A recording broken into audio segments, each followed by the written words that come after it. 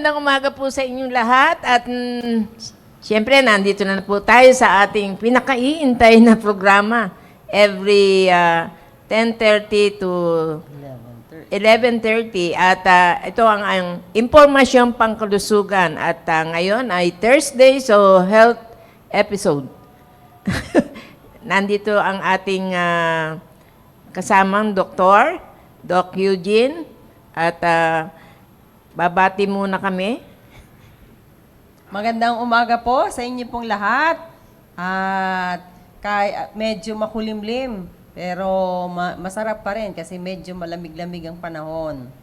So, manatili po kayo dyan at maganda po yung pag-uusapan po natin ngayong umaga. Okay, sige. At siyempre, batiin na rin natin ang lahat ng mga ano natin ngayon. Ang mga taga-North, South, East, and West. corners ng ating simbahan. Hello kayong lahat dyan at nawa ay mag-invite na po kayo at maganda po ang topic natin ngayon. At ito kasi most requested. Yes. Oo, topic. Kaya binigyan natin ng priority. At nawa ay makita nyo rin yung kahalagahan nitong karamdaman na ito at ma-inform kayo at marami kayong matutunan ngayong araw na ito. At syempre, maraming salamat sa mga viewers natin. Batiin na natin. Sino ba ang early bird? Si Belia Quiñones. Si Ma'am Belia Quiñones. Kay Ma'am Mayet Daef. Kay Ma'am Marian Galin. Kay Ma'am Eleanor de la Cruz. Siyempre, hindi nawawala po si Ma'am Helen Capundan. Magandang umaga po. Kay Ma'am Lydia Fusin. And Ma'am Blessimi Jeronimo. Good morning po. Wala na yata. Jeffrey Unsat. Jeffrey Unsat. Good morning, sir. Kay Ma'am Nag-iisang lalaki. Cecil Ampig. Good morning po. Ma'am Cecil. Kay Ma'am Joy Rico. Good morning. Wala na. Kay Ma'am Raquel Taha. Good morning din po. Ramon Escalada. Kay Sir Ramon Escalada. Yun po. Oh, yan. Sa ngayon, yan po yung mga masugid nating manunood at nakikinig po sa pinag-uusapan po natin dito sa impormasyong pangkalusugan. Ayan, yung inaanak natin. Kay Ma'am Cyril Ampig Ruiz. Magandang umaga. Okay. Alam ko nasa ano yan, di ba? Nasa school. Nasa school. Anyway, join na kayo at umpisahan na natin at siyempre, ano bang ano natin ngayon? Ano? Huwebes ka yun. Huwebes. Bukas, malapit Maganda. na. Birthday po ni Sir Joe bukas. Yun pala, yung mga birthday celebrant. Oo, kaya kung wala po ako bukas, kaya ngayon ko na siya babatiin kung ang nakikinig si Ma'am Yang ay magandang masaya at magandang kaarawan ni Sir Joe. At ang alam ko ay darating dyan ang ating mahal na pastor at mag-work sila dyan. Talagang Paspasan ng trabaho. Pero maraming salamat pa rin sa Panginoon dahil talagang lubos-lubos o umaapaw po ang pagpapala na pinagkakalob ng Panginoon sa atin. Good morning po kay Ma'am Julie Castañares, kay Ma'am Odessa Manalang Aquino.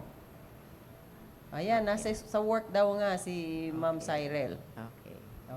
Sige. Magandang umaga po ulit at binabati ko rin po yung mga taga-area ko po kahit wala pa po akong nakikita sa Southeast family.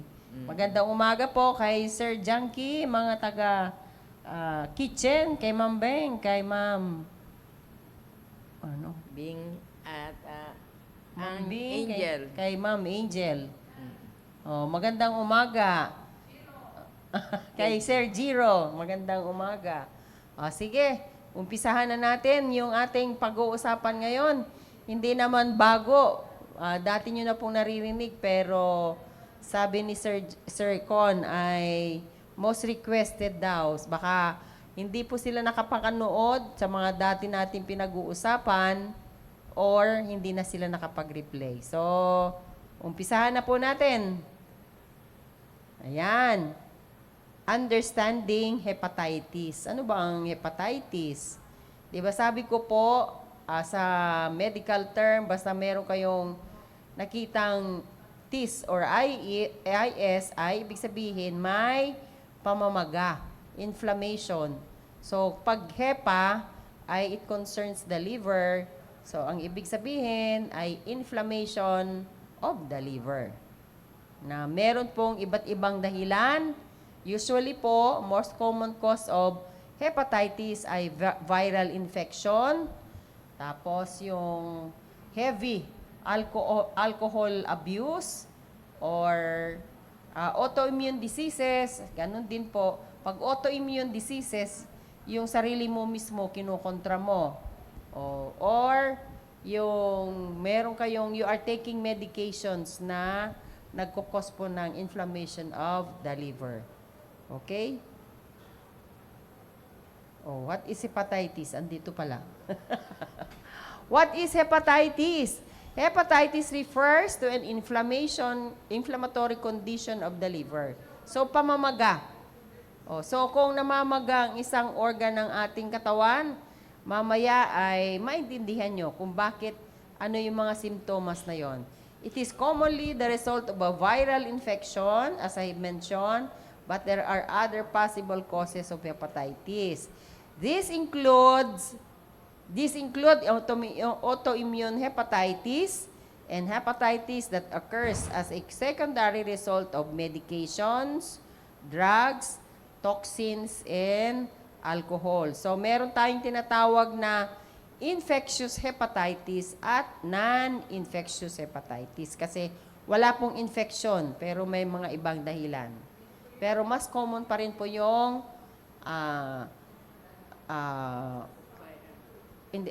hepatitis caused by infection. So, what is hepatitis? Sabi nga, there are times that hepatitis may be caused by autoimmune diseases, or we call it autoimmune hepatitis, which is a disease that occurs when your body makes antibodies against your liver tissue. So, kinokontra mo, nagpuproduce yung katawan mo ng antibodies na sisira po mismo sa inyong atay. That's what we call autoimmune hepatitis. There are 5 main viral classifications of hepatitis. Ito po yung hepatitis A, B, C, D, and E. And different virus is responsible for each type of viral hepatitis. Kaya pag sinabi natin viral, ito ay virus. Meron tayong hepatitis A, B, C, D, and E, which are caused by different strains of viruses. So, yung ibig kong sabihin, yung nagkukos ng hepatitis A ay hindi po kagaya na nagkukos po ng B, C, D, and E. So, mayroon pong definite na causative agent ng bawat isa. A, B, C, D, E are caused by a causative agent o virus na different from each other. So, pag sinabi nating hepatitis, anong klaseng hepatitis? So, usually, we diagnose, hepatitis A ito. Okay? What are the types of hepatitis? Hepatitis A is the result of an infection with the hepatitis A virus, so we call it HAV. This type of hepatitis is an acute short-term disease. So, mamaya sa mga susunod na mga slides ay sasabihin po natin paano natin nakukontract, how can we contract this disease. How do we get infected by this virus causing hepatitis A? So, magkakaiba po. Yung hepatitis B virus causes hepatitis B, and this is an often ongoing chronic condition. So, ibig sabihin, itong hepatitis A, magkaiba po kung paano natin nakukuha. Totally different how we get infected by hepatitis B virus. But this hepatitis B virus ay once you are infected, andyan na po sa inyo. Oh.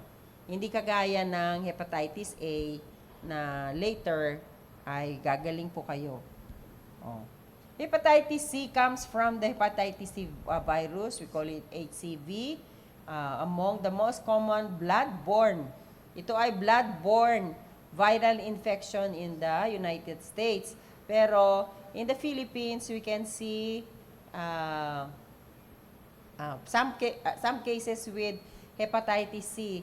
Kaya yung ibang mga internist ay nagiging routine na rin po. Hindi lang po yung hepatitis B, kundi pati yung hepatitis C, D, and E.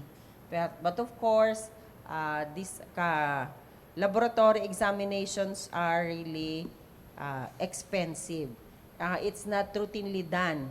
So, mas common kasi yung hepatitis B than the hepatitis C, D, and E. Pero, ang hepatitis C ay blood-borne.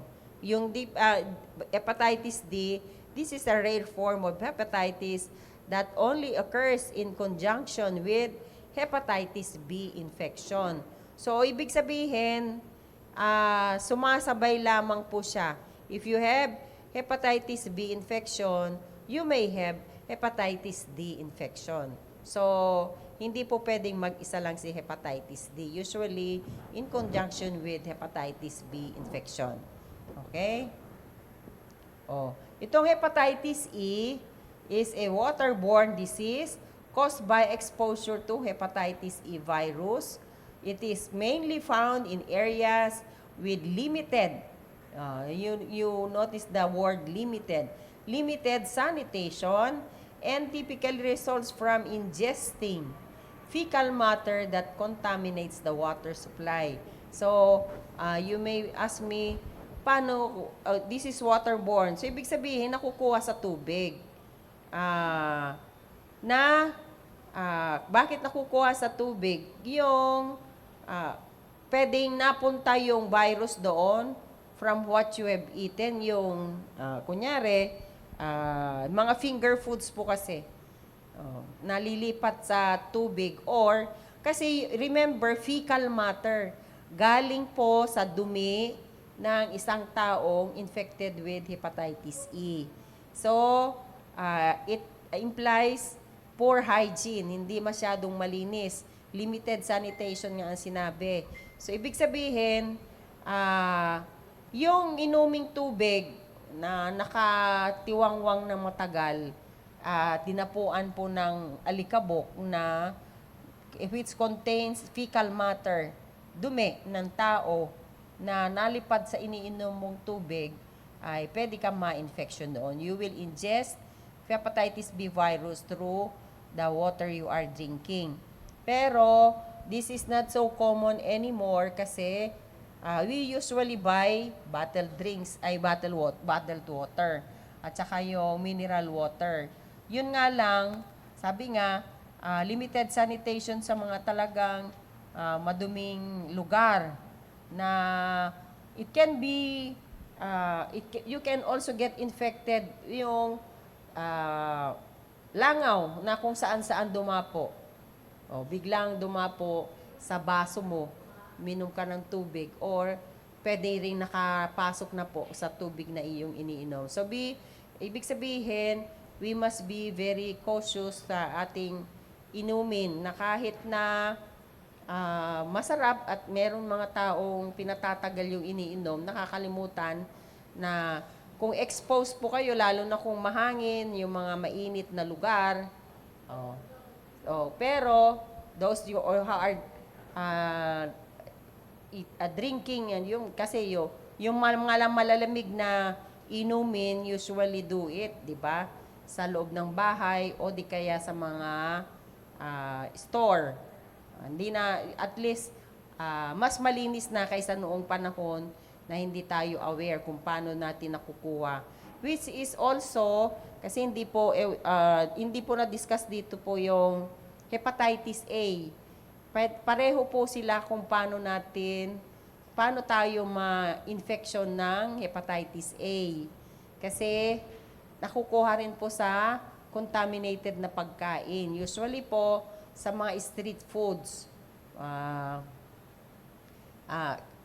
Very common to, nakikita nyo po. Kunyari, bumili po ng chicken yung intestines. Tapos, ididip po doon sa sauce. Di ba? Nasa street foods yung food traffic, yung mga tao na they come and go.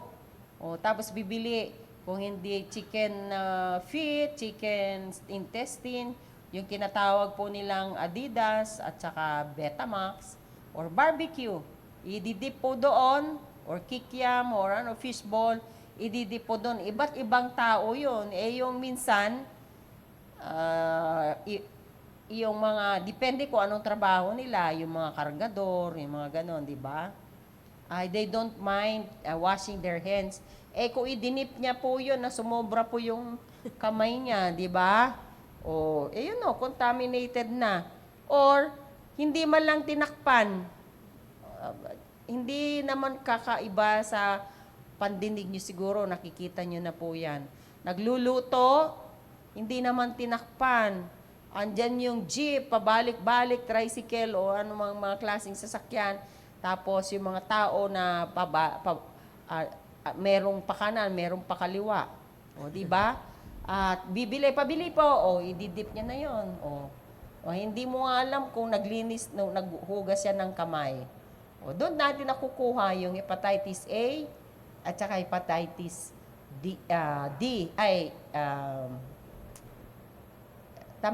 hepatitis E. Kaya kailangan maintindihan nyo po ito. Wala na pong tatalo kung kayo po ay maingat at malinis po. You wash your hands. Kasi ito pa yung madalas nagkaka-hepatitis A and E. Yung mga nag-iinuman dyan sa kalsada, may pulutan. Di ba? Yung mga nag-iinuman nga, isa lang baso iniinuman. Tapos, kamayan. Yan, pulutan. Sige. Naliligo na yung kanilang mga kamay sa pagkuha ng kanilang pulutan. Nag-e-enjoy din si virus yon. So, nai-ingest nyo rin po yan. So, madalas po yan, yung mga manginginom, nagka-hepatitis A, hindi po katakataka kung meron mang ganyan. So, very common sa ating sitwasyon sa Pilipinas, lalo na masyadong mainit. 'Di ba? Lalo po ngayon, talagang hanggang ngayon na July na, napakainit pa rin. Pero may pentahe po kasi yung virus na ito, parang mas gusto pa nila yung mainit na lugar. So, sabi ko nga, kung meron po kayong katanungan, magtanong lang po kayo. So, how the viruses spread. In-explain ko na po ito. Sinamarize lamang po. Pero, ang hepatitis A ay exposure sa hepatitis A virus in food or water. Pero itong hepatitis B and C, magkaiba po contract this infection. Sabi, contact with hepatitis B virus in body fluids, such as blood, vaginal secretions, or even the semen.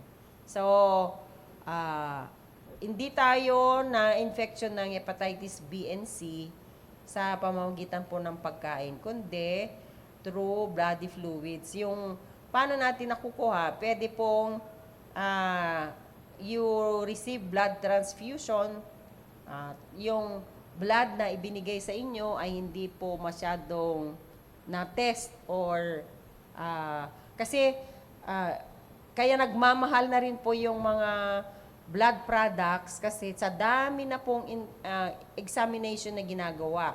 Kagaya ng HIV, yan, B and C. So, nagpapamahal po siya pero just to rule out. Kasi kung nag-positive yan, hindi nila ibibigay sa pasyente. Kaya kahit sabihin mo na itong donor na to, wala namang sakit itsura, yun naman pala may hepatitis B siya.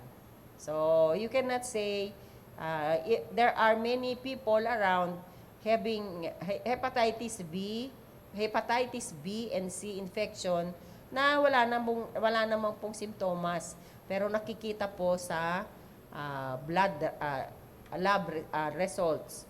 So, kahit na hindi, yung bata na nangangailangan po ng blood transfusion, yung mga ganon, kasi there are newborns na nangangailangan po ng blood transfusion, yung during circumcision, pagka na tinutuli po yung bata na ginamitan po yung hindi masyadong sterile na instruments, this usually occurs dun sa pangmaramihan na nagpapatuli, yung mga operation tuli, na inaabot po ng 500 to 1,000 young males na magpapatuli. Yung sterility, yung instruments na ginagamit, pwede po doon mag-fail. So, pwede po siyang mailipat po. Ganon din po yung, ito very important po sa aming mga obstetrician na mag-request po yung hepatitis B, not so much with hepatitis C. Na kung if we find out that the pregnant woman is positive for hepatitis B infection, we should be very cautious hanggang sa panganganak. Kasi the hospital personnel, lalo na po yung mga midwives, nurses, lalo na po sa amin, nag-oopera po kami, we should be aware that our patient is positive because we can get infected, lalo na kung kami po ay nagpapaanak or nag-oopera, we can accidentally prick ourselves, yung suture. Ganon din po yung mga nurses na nagbibigay po ng mga injections or even the medtech na kukuha po ng medical technologies or phlebotomists who will extract blood from hepatitis B positive patients at ma-prick niya rin accidentally ma-prick niya yung sarili niya, ay pwede po siyang mahawa doon. So, yung mother na positive for hepatitis B infection, we usually advise the patient upon delivery, the baby should receive immunoglobulin and the first dose of hepatitis B vaccine para hindi po mailipat yung infection po sa kanyang anak. Although yung immunoglobulin ay napakamahal po. It will range from 7 to 10,000. Isang injection po yun. So, additional burden po sa mag-asawa kasi bibili po sila ng immunoglobulin should be given and it should be given within 24 hours upon delivery of the baby. Kasi hindi na po effective kung lumampas na po ng 24 hours. Same is true with hepatitis C. Pero sabi ko nga, before we cannot see hepatitis C positive patients, pero ngayon ay dumadami na rin po. Ito, ganun din po yung hepatitis D, bloodborne din po yan. Pero sabi ko nga, na it is in conjunction with hepatitis B infection. Ganun din po yung same with hepatitis A. Hepatitis B is also exposure to hepatitis E virus in food or water. Okay? So, sana nakuha niyo po yung ating pinag-uusapan. Magtanong lamang po kayo if ever you some Actually, may tanong dito si Ma'am Ma'am Raquel Taha. Sabi niya, gaano po katagal ang gamutan ng mga sakit na ito? Magkakaiba po yun. Later po, siguro sa succeeding slides ay pag-uusapan po natin. Okay? Causes of, ito naman yung mga hepatitis na not caused by viral infection. So, isa po ay alcohol and other toxins. Remember, 'di ba? Sasabihin natin palagi sino yung nagkakaroon ng liver cirrhosis? Yung mga manginginom. Yung mga nagkakaroon ng lung cancer, sila po yung smoker. Kasi minsan napagpapalit po. Yung smoker, syempre smoke sa lungs siya. So yung manginginom, nagbe-metabolize ay ang liver. So pagka there is heavy load or alcohol abuse, ay maapektuhan po yung ating liver. Excess alcohol consumption may cause liver damage and inflammation. This may also be referred to as alcohol-induced hepatitis. Kaya the internist will give you a diagnosis, yun nga, non-infectious hepatitis kasi hindi po nga caused by viral infection. Remember, yung hepatitis po ay caused by virus hindi po fungal or bacterial. Alcohol directly injures the cells of the liver. Over time, it can cause permanent damage and lead to thickening or scarring of the liver tissue, which we call cirrhosis, and consequently liver failure.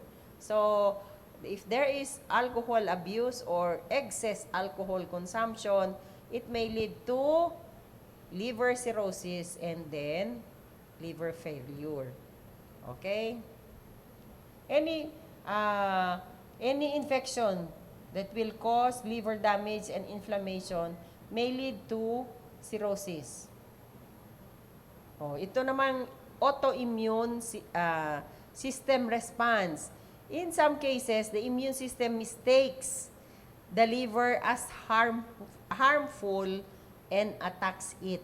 Ikaw mismo, yung katawan mo mismo, di ba sabi kanina, you are forming antibodies that are against your liver. So, these are harmful that will attack your liver.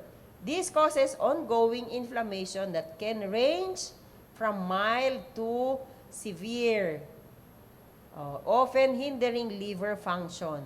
It's 3 times more common in women than in men. Why? I also do not know. Why is it more common for women to have autoimmune system response? Kasi this time, kahit sa pagbubuntis, meron po tayong tinatawag na autoimmune disease in pregnancy, the antiphospholipid antibody syndrome. Kaya, kinukontra mo yung sarili mo. Yung mag-perform ka ng antibodies na you are trying to attack the liver. Okay? Ma'am, may tanong si Ma'am Joy Rico. Sabi niya, good morning po ma'am. Ano po ang sintomas ng may HEPA ang isang tao at ito po ba ay nakakahawap sa mga paggamit ng mga utensils? Thank you po. Ito na nga po, yung identifying the signs. Ito na po yun. Yung mga simptomas, signs and symptoms na meron pong hepatitis ang isang tao. Remember, dahil may inflammation, magkaka-fever ka. May infection, maglalagnatin ka. So, yung fatigue, yung feeling mo na pagod ka, nanghihina. Yung iba, dahil nga po ay namamaga na po yung atay, this will cause nausea and vomiting. At ito po yung sasabihin po ng mga hepatitis. Iba na po yung kulay ng ihi. Dark urine. Parang kape na. even darker than tsaa. So, magkaiba na po. Even if you drink lots of water, iba pa rin po yung kulay. And pale stool, yung kulay ng pupo natin or dumi ay usually brown or dark brown. Pero kung pale na po yan na parang yung pale, yung parang halos puti na, may problema talaga. Kasi hindi na po tatrabaho po yung ating liver pagka nagkaroon na po ng ganitong mga simptomas. So, hindi rin niya metabolize po yung bilirubin. Abdominal pain, siyempre, nasa kanan, upper right quadrant of the abdomen ay masakit kasi andito po sa kanan yung liver. Pag idiniin po yung doktor dito, ay talagang aaray. Masakit po yon. Kasi nga, inflamed na, tapos, may damage na po yung liver. So, makakaranas po kayo ng pananakit ng tiyan, lalo na po sa right upper quadrant area. Siyempre, lahat ng ito, nausea and vomiting, mawawala na rin po siya ng ganang kumain. Pagka ganito na po, ngayon nakakapakinig na po kayo, hindi nyo na kailangang patagalin pa. Habang meron na po ito, dalhin nyo na po sa doktor. Lalo na kung ito po ay sumasakit na talaga yung tagiliran niya. Unexplained weight loss. Hindi mo itong taong to ay maganang kumain, mahilig kumain, ngayon ay bigla na lang nagbawas or drastic weight loss. Biglang bumagsak po yung timbang po niya. So mag-iisip po, sometimes dahil biglang bumagsak ang timbang, siyempre yung ibang dahilan, kagaya ng cancer, diabetes, yung ganon, hyperthyroidism, pero it also occurs with hepatitis. Yellow skin and eye. Siyempre, hindi na po na metabolize yung B1, B2, yung bilirubin po, which will cause yellow skin. Yung naninilaw po yung balat, at pag tinaktan mo yung conjunctival area ng mata, ay talagang yellow na siya. Yung literal na dilaw na po siya, which may be signs of jaundice. We call it jaundice. Pag yung pasyenteng lahat po nakaranas na nito at nagkaka-jaundice na siya, naninilaw na siya, ibig sabihin, it will only tell you that the patient is suffering from hepatitis. Siyempre, meron din pong mga dahilan bakit nagkakaroon ng jaundice. Pero this time, ay dahil po sa hepatitis kasi pwede ka rin magkaroon ng jaundice, yung mga may obstruction na po sa liver, yung dahil po sa cholestasis of pregnancy, yun ang mga dahilan po bakit naninilaw ang tao kasi ang taas po ng bilirubin level po niya.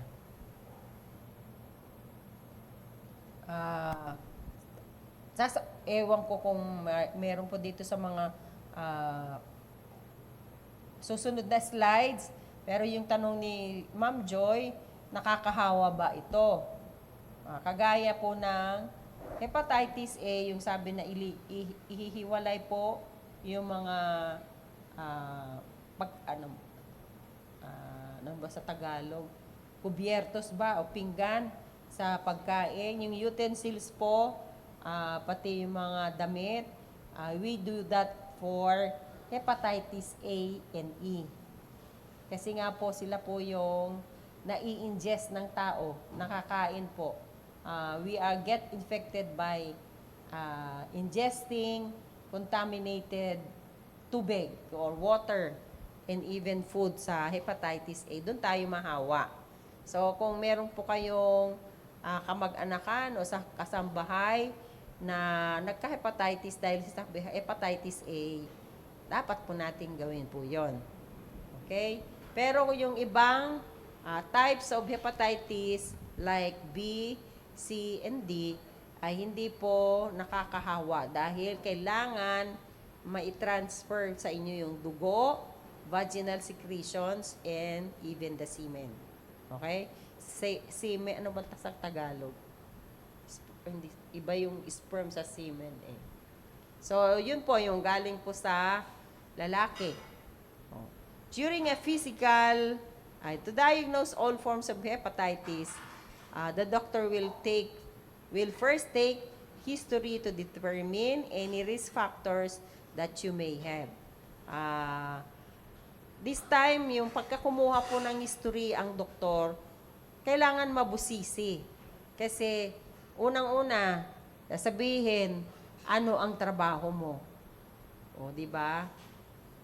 Ano yung circumstances sa iyong trabaho? Ikaw ba ay nakaupo lamang, nakaharap sa computer, in an air-conditioned room? Paano kayo kumain? How do you take your meals? Yung mga ganon. Where do you live? Lahat po yun ay tatanungin ng pasyente. Ano po yung, are you drinking alcohol? Do you smoke? Do you drink alcohol? Hindi lamang po sapat na sasabihin niya, umiinom po ako ng alak. Anong extent, what's the extent of you drinking alcohol? Kasi may mga taong pag uminom ng alcohol, hindi sila kontento hanggang sa naglulupasay na sila sa kalasingan.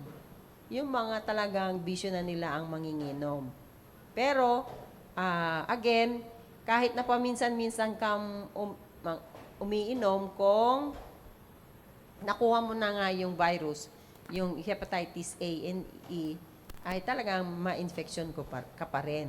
So, ano yung mga risk factors? Siyempre, yung mga non-infectious hepatitis, ikaw ba ay manginginom? Yung mga ganon.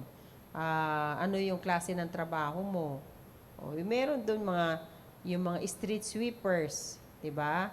Sa mga elderly, yung mga housekeeping, yung mga nangungulekta ng basura, magkakaiba po yon. So, talagang the doctor will ask many questions from you, and if ever you are infected, you have to disclose any information that may help the doctor diagnose your case.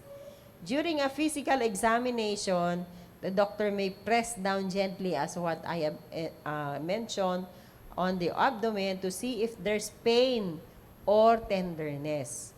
The doctor may also check for any swelling of the liver and any yellow discoloration of the eyes or skin, as I have mentioned kanina. So, these are ways of clinical detection. This should be done by the attending physician. Yung history in big hospitals, the resident in charge may be is responsible for getting a thorough history and physical examination.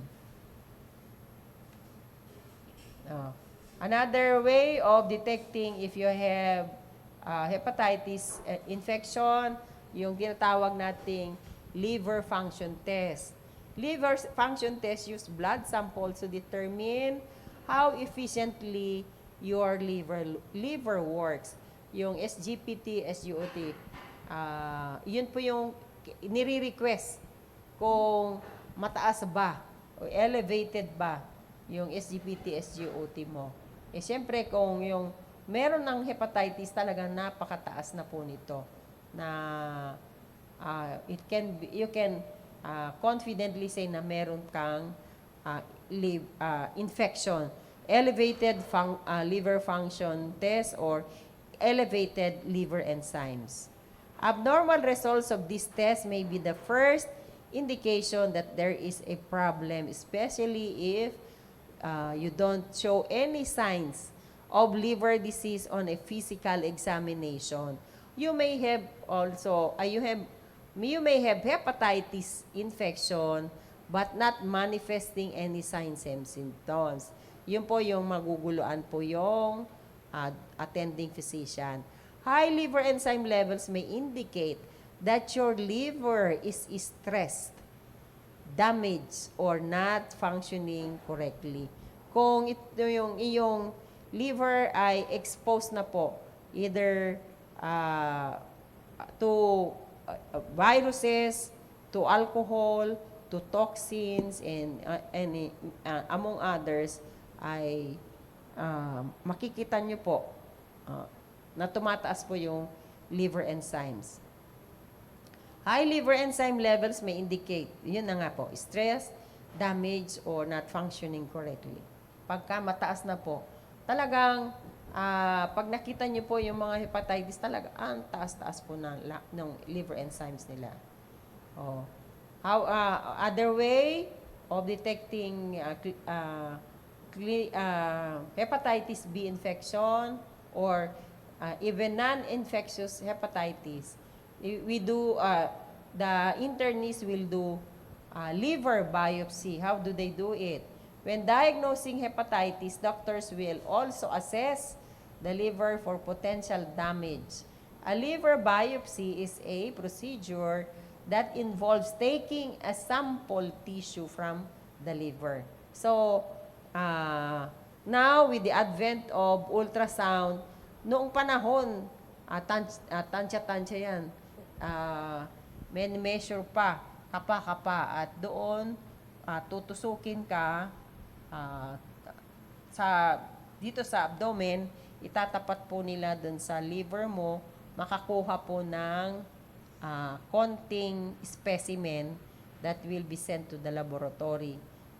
Kung sinabi niyang kung meron kang hepatitis talaga makikita, ibibigyan ka ng resulta. If it's infectious hepatitis or non-infectious hepatitis. So, they will get a sample from the liver through fine needle biopsy. A medical professional may take the sample through your skin with a needle. Meaning there is no need for surgery. Hindi na kailangan buksan pa kayo. Basta yung mga trained, hindi naman gagawa yung hindi pa trained. Meron pong needle, fine needle biopsy, pero mind you, yung sinasabi nilang fine needle biopsy, ang laki nun. Yung karayom niya. Kasi, the reason why this needle ay quite bigger ay para makakuha siya ng enough specimen from the liver. Kasi kung maliit, walang makapasok na specimen tissue. A medical professional may take the sample through the skin with a needle, meaning there is no need for surgery. They will typically use an ultrasound scan for guidance during this procedure. Noong panahon, tatansyahin lang nila, tutusukin yung abdominal wall hanggang sa dun sa liver. Pero this time, may mga interventional radiologists and sonologists na while doing the ultrasound, i-guide ka kung saan mo kukunin yung specimen. So, tinawag doon na ultrasound-guided biopsy. Na ginagawa na po yun, ganun na po nila ginagawa ngayon. Ultrasound-guided biopsy. Ibig sabihin, andun po yung sonologist at yung, kung hindi internist, yung general surgeon. Okay? So, another way of detecting hepatitis ay an abdominal ultrasound. Na-explain pang maigi talaga. Uses ultrasound waves to create an image of the organs within the abdomen. This test allows the doctor to take a close look at the liver and nearby organs. Kasi po, sa ultrasound, minimeasure din po yung mga different body organs. Kaya, siya ang makapagsabi, meron pong range how big is the liver of a certain person na pag sumobra na po siya sa measurements na kinuha mo, it indicates there is inflammation or hepatitis of whatever causes. Okay?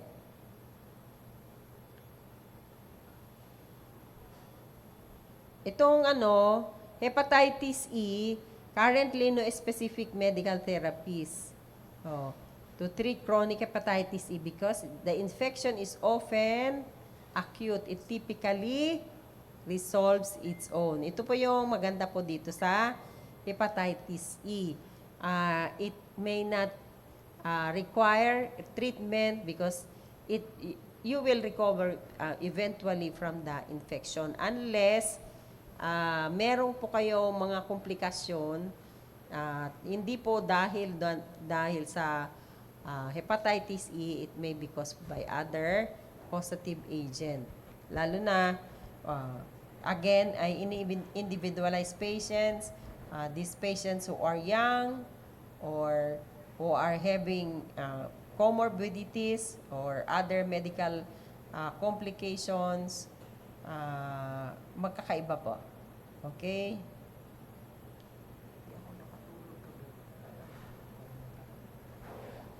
How is hepatitis treated? Ito na po yung sinasabi ko po kanina sa hepatitis A. Hepatitis A is a short-term illness. A may not require treatment. So, pwede ka magkaroon po ng hepatitis A, pero pwede nang hindi ka bigyan ng antiviral. Kasi may mga tao dyan na nagka-hepatitis na, nakaranas na sila ng fever, vomiting, pero hindi nila naisip na meron silang hepatitis only to find out pagka examination sila kasi meron pong mga laboratory procedure that can detect kung A, B, C, D, and E. Pero yung kultura ng Pilipino, the patient will not go immediately to the doctor. Obserbahan pa niya yung kanyang sarili hanggang sa lumala,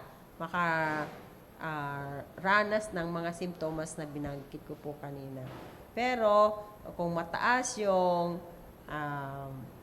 immune system mo, you are physically active, taking balanced diet, ay pwedeng gumaling ka from hepatitis A.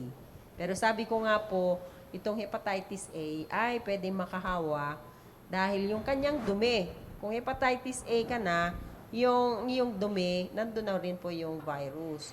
At kung hindi, if you don't practice proper hygiene sa pagdumi, ay pwede makahawa ka. Kaya kung gumawit ka ng banyo, every time you go to the toilet, ay linisin mong maigi yung bowl na hindi na po makahawa pa. Kasi kung if you are positive, meron pong viruses po dun sa popo. Kasi fecal matter po nga pinanggalingan ng hepatitis A and hepatitis D. Pero again, you may not need treatment. You can recover from the infection even without any antiviral remedies.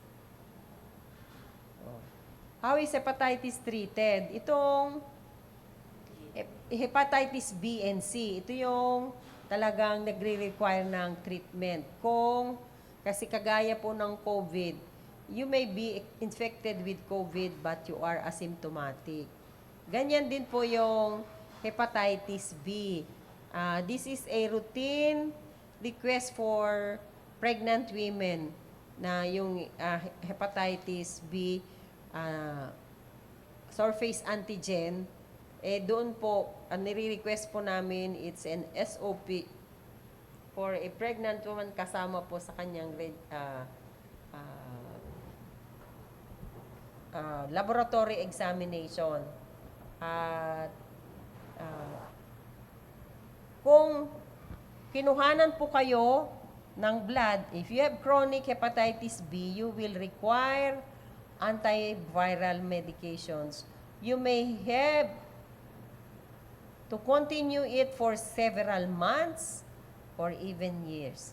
So, hindi kagaya po ng hepatitis A na pwede kang gumaling kahit wala kang tinake na gamot or antiviral medications. Pero itong hepatitis B, hindi naman palagi na meron kang hepatitis B na meron kang mga simptomas. Kasi kagaya nung COVID, yung sinasabi nating viral load.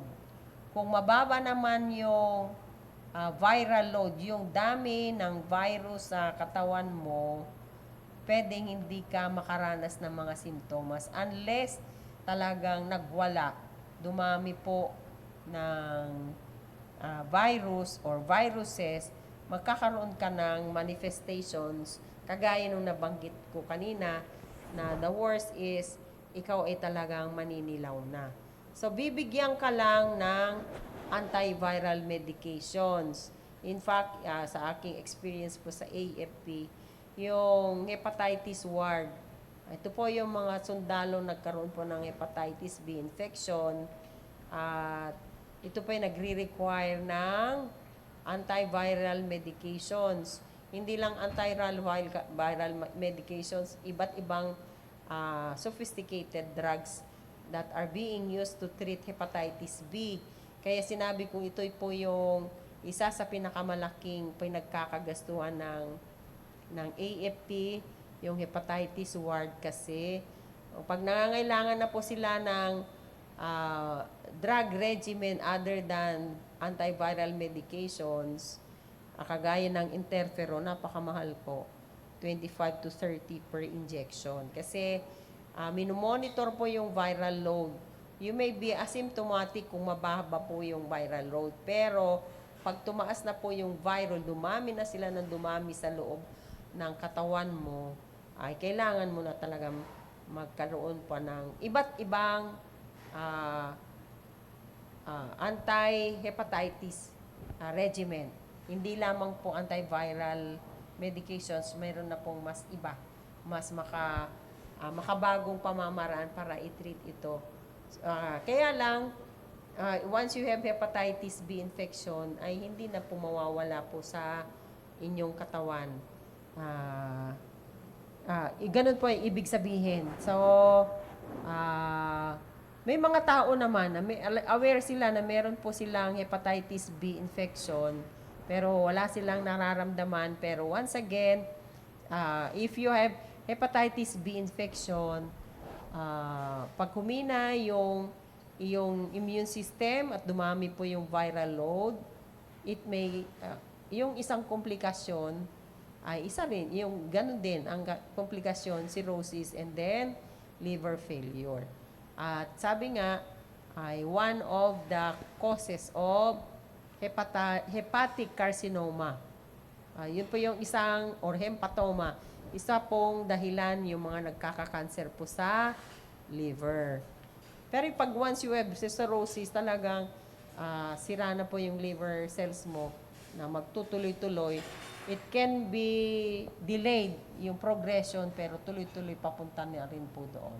Lalo kung meron pong mga kasabayang mga medical problem, ay mas mabilis po na mag-fail po yung inyong liver. Tuloy pa natin. Siguro diyan na lang muna kasi may tanong dito si Cesar pero medyo na late ito pero na-discuss mo na to eh. Nakukuha din po ba, doktora, ang hepatitis sa pagkain ng ihaw-ihaw? Oo, di ba? Oo. Kasama po sa mga street foods yan. Kahit hindi street foods, mga ihaw-ihaw, lalo na sa mga handaan, namumulutan.